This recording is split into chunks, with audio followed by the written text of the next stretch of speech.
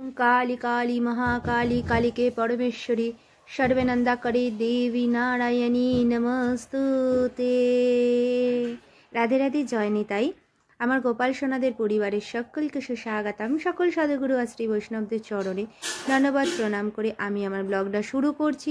আজ ব্লগে তোমাদের মায়ের দর্শন করাবো। মা অর্থাৎ কালী, ঠিক আছে, তার রূপের মধ্যে বিভিন্ন রকম বার্তা আমাদের প্রদান করেছে, কিন্তু আমরা সেটা বুঝি না। মা আমাদের পরম আপনজন, পরম প্রিয়জন, ভীষণ দয়ালু, ভীষণই কৃপালু।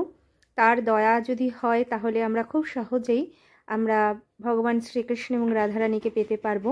তাই মা ছাড়া কিছু নেই। মাকে যদি আমরা অন্তর থেকে ডাকি তাহলে উনি খুব সহজেই সাড়া দেন। আর মায়ের সাথে থাকে যোগিনী, তারা যোগিনীদের পুজো হয়, ঠিক আছে, তারা সবসময় মায়ের সাথে থাকেন, পাশে থাকেন।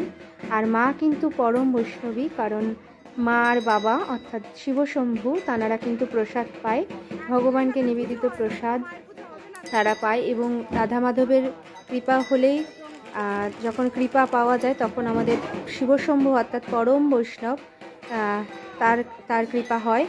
এবং উভয়ের জন্যই কৃপাবান, যখন আমাদের উভয়েরই কৃপা আমাদের প্রয়োজন আছে। আর এই দেখো মায়ের দর্শন করাচ্ছি, কত অপরূপ দর্শন। এটা আমাদের পাড়ার মা, আমাদের বাপের বাড়ির পাড়ার নাম কালীমাথা, তাই জন্য মায়ের নামেই করা হয়েছে। আর এই দেখো কত সুন্দর অপরূপ দর্শন। তাই আমাদের সকলকে নিয়েই চলতে হবে, কাউকে বাদ দেওয়া যাবে না। আমরা সকলেই কৃপা প্রার্থী, তাই তাদের কৃপা হলেই আমাদের খুব সহজে রাধা মাধবের কৃপা হয়। আর রাধা মাধবের কৃপা হলে আমরা খুব সহজেই শিবশম্ভুর কৃপা পাই। তাই আমাদের সকলকে নিয়েই চলতে হবে। যার ভাব যেমন সে তাকে সেইভাবে উপলব্ধি করতে পারে। দেখো মা জিহ্বায় কামড় দিয়েছে দন্ত দ্বারা, কিন্তু বলছে এখানে যে আমার যে ভাব আসে, যে মানে নিজের যে বাগ, যে কথা বলার ধরন, খারাপ কথাকে সংযত করো, এইভাবেই উনি আমাদের শিক্ষা দিচ্ছেন। এত সুন্দর দেখো মায়ের নয়নগুলো দর্শন করলে যেন মনে হয় যিনি আমাদের কত করুণা করছেন। কিন্তু সবথেকে বড় কথা আমার খুব খারাপ লাগে, সেটা একটু ব্যক্ত করব, সেটার জন্যই আর কি এই ব্লগটা আরও বিশেষ করে করা। আর এই যে মাকে দর্শন করো, এই মা হলো আমার স্টুডেন্ট সৌমিলিদের বাড়ির কালী পুজো, সেখানের একটা ছোট্ট অংশ তোমাদের সাথে শেয়ার করে নিচ্ছি। ওদের বাড়ির মাকে মন্দিরে উনি সেবিত হন, ওর বাড়ির মন্দির, সেই মন্দিরের মা। আর এই দেখো সকলকে দর্শন করি, সকলকে দেখাচ্ছি। এই যে আমার স্টুডেন্ট প্রীতি, সৌমিলি, আর ও দেখো ক্লান্ত বড়ই উপোস করেছে। আর এই দেখো পদ্ম ফুলগুলো ফোটাচ্ছে।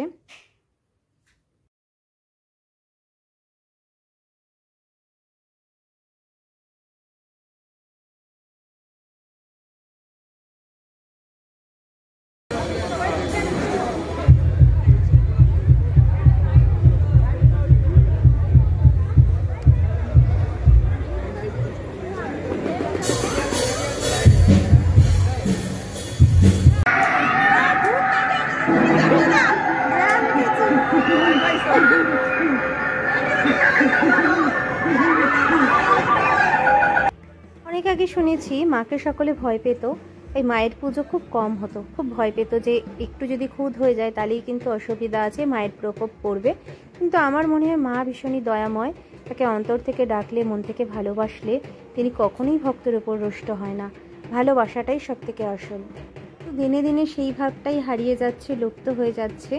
এখন প্রচুর পুজো হয়, প্রচুর পাড়া জুড়ে সব জায়গায় দেখছি পুজো হচ্ছে, ভীষণই ভালো, খুব ভালো লাগছে। এখন আর মাকে কেউ ভয় পাচ্ছে না। কিন্তু এখন যেন পুজোটা একটা বিনোদনের জায়গায় পৌঁছে গেছে।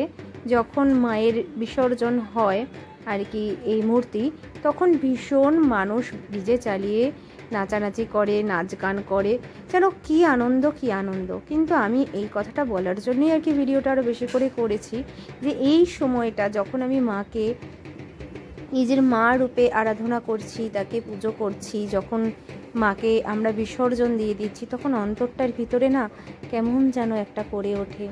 এই সময়টা যেন একটা ভীষণ মানে গাঢ় সংযোগ তৈরি হয়, যেন বুকটা ফেটে যায় যে মা তুমি এসো, আবার আমাদের সাথেই থেকো, পাশেই থেকো। মায়ের কখনো বিসর্জন হয় না, মা সদা সর্বদা আমাদের সাথেই থাকে, পাশেই থাকে, এটা একটা শুদ্ধ ভাব।